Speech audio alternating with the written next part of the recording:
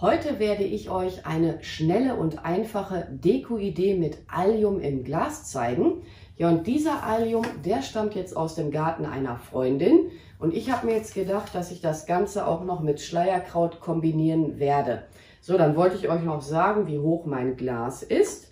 Das hat jetzt in meinem Fall in etwa eine Höhe von 41 cm. Und der Durchmesser im oberen Bereich beträgt ca. 22 cm. Ach, außerdem wird auch noch eine 2 Meter lange Drahtlichterkette mit in dem Glas eingearbeitet werden. Ich wickle die jetzt hier mal ein kleines Stückchen schon mal ab. Oder was heißt ein kleines Stückchen? Ein gutes Stückchen. So, das lassen wir mal eben liegen. In meinem Fall ist das jetzt eine batteriebetriebene Lichterkette. Ich hier mal eben auseinanderfriemeln. So, können wir hier schon mal reinlegen. Dann nehme ich mir mal meinen Allium.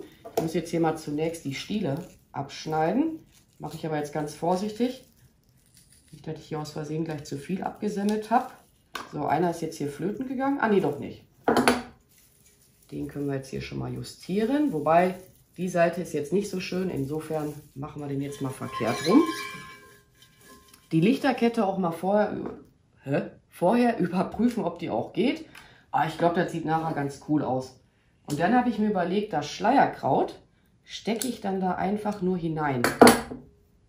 In diesen Zierlauch oder Allium. Weil das wird ja alles im Laufe der Zeit auch mal eintrocknen.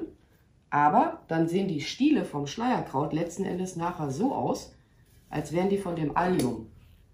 Ich denke, das wird ganz cool werden. Ja, und ich persönlich, ich schneide mir meinen Grün immer am liebsten halt im Laufe des Prozesses zurecht. Weiß auch nicht warum, aber ist halt so. Das Schleierkraut wird dann hier so, ich sag mal so, eingebettet werden in diesen Allium. Jetzt wickle ich mir mal wieder Lichterkette ab. So. Kann man hier dann auch so dazwischen einarbeiten, so wie man es halt gerne haben möchte. Und wenn ihr das Ganze mal im Laufe der Zeit abbaut, könnt ihr mal gucken, ob ihr den Allium noch für Weihnachtsdeko oder halt Herbstdeko verwenden könnt. Der wird dann auch im Laufe der Zeit eintrocknen. Und im Laufe der Zeit öffnen sich dann hier auch diese Samenkapseln. Die kann man ja dann einfach aus dem Glas hinaussammeln. Kann man dann mal, ich sag mal, in den Garten ausstreuen. Ja, ich könnte hier unten noch ein bisschen mehr an Lichterkette gebrauchen. Die hat ja auch eine gute Länge, die Lichterkette. Ich lasse die jetzt einfach mal an, dann sehe ich es gleich besser selber. So, dann nehmen wir mal den zweiten hier hinzu. Und was wollte ich euch jetzt noch erzählen? Die Stiele vom Allium, ich kriege gerade Hunger, ich weiß nicht, ob ihr das hören könnt, aber ja, egal. Die Stiele von dem Allium, die solltet ihr auf jeden Fall aufheben. Die kann man noch für eine andere Deko nachher verwenden. Kann gut möglich sein, dass ich euch das gleich im Anschluss des Videos zeigen werde. Allerdings verwende ich dann dafür erstmal die Stiele, die vom vorherigen Video übrig geblieben waren. Ne, und dann halt immer das Schleierkraut so zurechtschneiden, wie ihr es halt haben möchtet. Zum Schneiden verwende ich im Übrigen auch immer eine Schere. Die kann man auch für das Ikebana verwenden. Das sind halt japanische Blumenarrangements. Insofern ist die richtig schön scharf, die Schere. Gibt nichts Schlimmeres, als Blumen mit so einer stumpfen Schere zu schneiden. Viele schneiden die auch mit einem Messer, aber ich persönlich benutze halt lieber Scheren. Fragt mich nicht warum, ist halt so. So, Schleierkraut, komm mal her. Na. Und dann werde ich das Ganze aber jetzt auch mal für euch beschleunigen. So viel kann ich jetzt dazu eigentlich nicht mehr erzählen.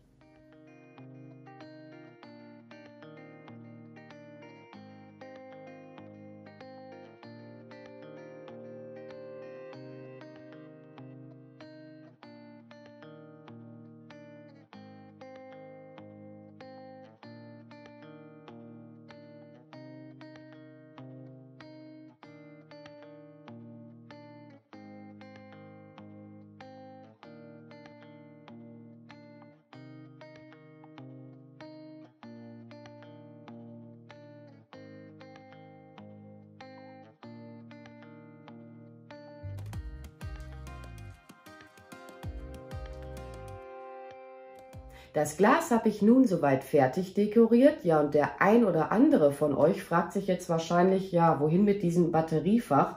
Ich werde das dann nachher einfach so halt belassen, wie es jetzt gerade ist, weil mein Glas steht nachher vor einer Wand und insofern wird man halt dieses Batteriefach nachher nicht mehr sehen können. Es gibt aber auch Drahtlichterketten, da sind diese Batteriefächer auch nochmal deutlich kleiner. Da kann man dann halt darüber nachdenken, ob man das irgendwo hier oben mit einarbeiten könnte.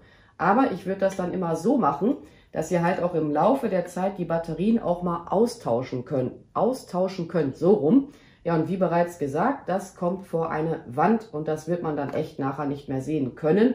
Und somit habe ich auch keine Probleme, halt die Batterien wechseln zu können. Ja, und dann zeige ich euch jetzt noch, was man mit diesen Stielen machen kann. Also halt eine Resteverwertung von diesen Alliumstielen. Die hier, die lege ich aber noch beiseite. Die könnten noch ein bisschen mehr eintrocknen. Ich werde die Stiele aus dem vorherigen Projekt jetzt verwerten. Das sind jetzt die Alliumstiele, die ich im letzten Video übrig behalten hatte. Ja, und die sind auch mittlerweile richtig schön eingetrocknet. Ich hatte jetzt ursprünglich eine andere Idee im Kopf gehabt, die habe ich aber verworfen. Das gefiel mir jetzt letzten Endes optisch nicht so gut. Müsst ihr euch vorstellen, ich nehme die einfach so zusammen. Hätte jetzt zuvor ein Gummiband drum gemacht, damit es nicht auseinanderfliegt. Dann habe ich hier so einen alten Deckel von irgendeinem Glas mit Schraubverschluss. Wollte das hier so dran machen mit der Heißklebepistole. Ich hatte halt überlegt, hier ganz viel Heißkleber in diesen Deckel halt hineinfließen zu lassen. Und dann hätte man das letzten Endes so hinstellen können. Gummiband hätte ich einfach dann abgemacht. Aber irgendwie sagt mir jetzt diese Idee nicht zu 100% zu. Könnt ihr ansonsten ja auch ganz easy nachbasteln. So, also ich habe jetzt hier ein Gummiband am Start, ein Glas. Das hat eine Höhe von, ich glaube, 8 cm waren es. Ja, so in etwa 8 cm. Und der Durchmesser so grob 14,5 cm. So, Gummiband, die alten Alliumstiele. Ich hier mal eben zusammennehmen. Mal eben Lucky. Ja, so können wir das eigentlich schon mal lassen. Der hier vielleicht besser nach außen, der kürzere. Könnt ihr auch immer noch einkürzen. Ne? Ist jetzt erstmal wurscht. Gummiband am Start. Ich wickel das jetzt wahrscheinlich so 2-3 Mal hier drumherum, damit das nachher auch gut beisammen bleibt. Ja, vielleicht noch ein 4. Mal, mal eben gucken.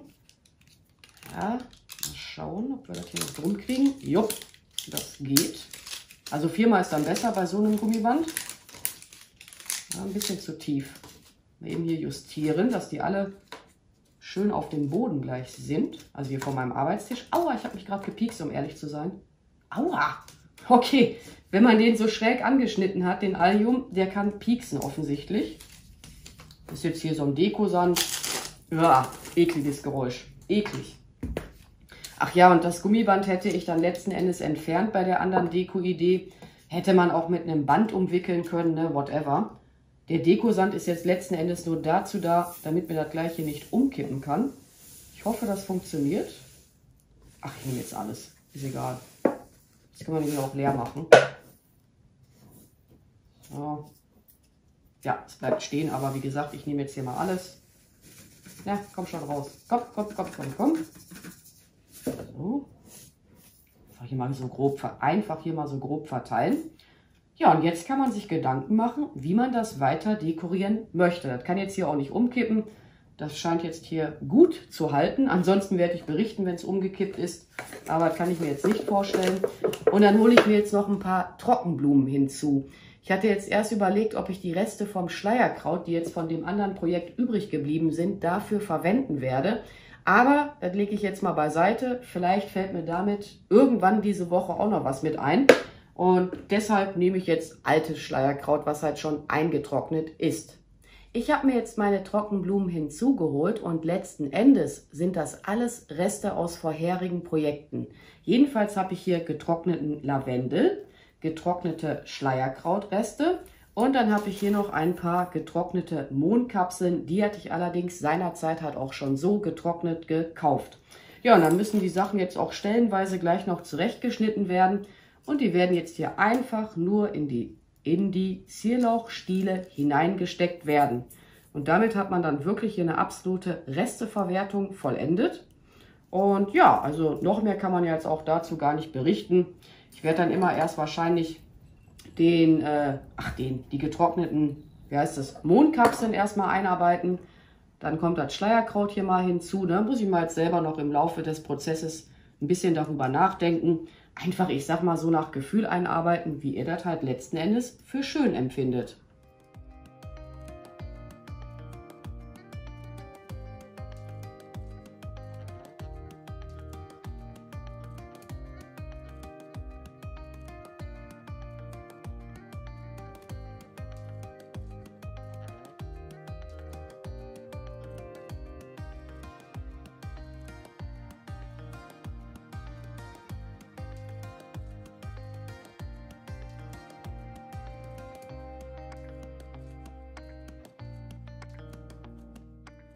Ich werde jetzt noch ein paar Muscheln hinzufügen und dann bin ich mit der Dekoration auch soweit fertig.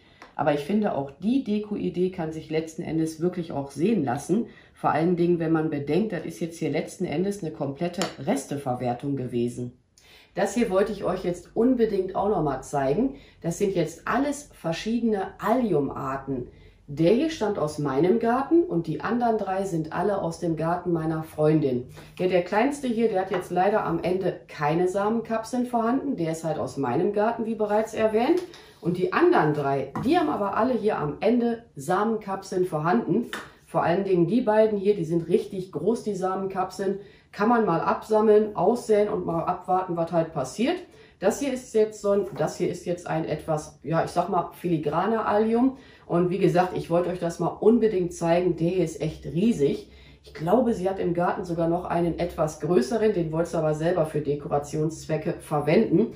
Ich könnte euch jetzt hier stundenlang noch was erzählen. Was auch super aussieht mit diesem ganz großen Aufhängen. Ich bin schon am Überlegen, ja, den aufzuheben für eine Herbstdeko, Weihnachtsdeko. Also das wird jetzt hier alles nicht irgendwie entsorgt werden. Und ja, die ganzen benötigten Materialien für das Projekt findet ihr auch wie üblich nochmal in der Videobeschreibung. Und dann werde ich mich jetzt einfach mal an dieser Stelle bei euch verabschieden. Ich bedanke mich fürs Zuschauen. Macht's gut, eure Pink Peach.